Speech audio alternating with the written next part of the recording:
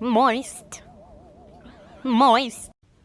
I heard you don't like that word. But you will today because we are making tres leches and it's gonna be moist. I said tres leches, not dos leches. It is gonna be moist. And if it's not, don't you dare invite me to your Cinco de Mayo social distancing party. Okay, let's get started. I have 5 egg whites in my stand mixer here that I'm just going to whip until they have become stiff peaks. If you want your egg whites to whip properly, 3 things. Bowl is clean, bowl has no oil, and do not get any egg yolks mixed in. They should be foamy after a couple of seconds, and then they should be very nice and glossy like you see here. And now we're just going to transfer that into another bowl so we can whip our egg yolks with some sugar.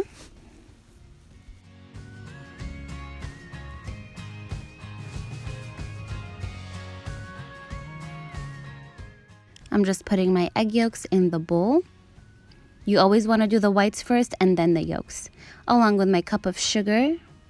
And now a splash of vanilla extract, always.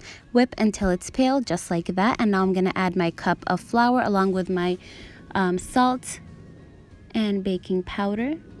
It's really easy to remember. It's 1 cup sugar and 1 cup flour. And now you just want to mix this until it is just combined. Even if you still see a little bit of flour, get that with your hand, with your spatula.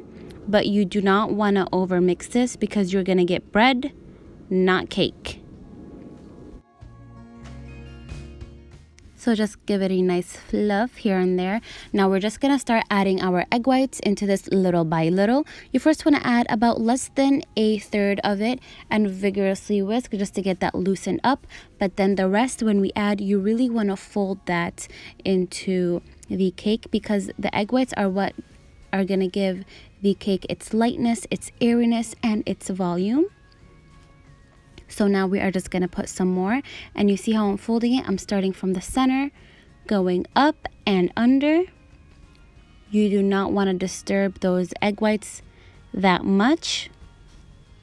And you just want to keep on going until you have folded all your egg whites into your egg yolk mixture. And even if you have a little bit of egg whites like you see here, do not worry about it. Put it in your 9x13 greased pan. It's all going to work out in the end, trust me. And then you want to bake that at a 320-degree oven until it is done for about 35 minutes. And right when this goes into the oven, we're going to get started on our milk mixture because we're going to put it right after it comes out. So we're just going to put 1 can of evaporated milk into my bowl, 1 can of sweetened condensed milk. After you do that, we are going to pour in the evaporated milk can some milk and put that right in. And thank God this calls for a whole can of sweetened condensed milk because I would have eaten the rest if it didn't. Trust me, I can eat that out of the can. Just poured some whole milk into my evaporated milk can, putting that in there. And those are our 3 milks: whole milk, evaporated milk, and sweetened condensed milk. If you have lactose intolerance, this is perfect because it'll shock it right out of your body. Okay, now we're just going to add some vanilla extract, pour it over our hot cake, and that is immediately just going to absorb all that yummy goodness. No whipped cream, no foo-foo, nothing. This is just a pure sponge with some pure milk, okay? And it's going to be so delicious. Let that cool to room temperature and then put it in the fridge to cool overnight. And there you have the world's best tres leches. Now, I know you guys might be thinking this is not as authentic as you make it, but I mean, I lived in Guatemala for 5 years. My mom got this from her neighbor. So, I mean, I'm thinking it's pretty authentic. And then just look at all that pure sponge and milk. There's even some left in the pan, so you can drizzle it on top.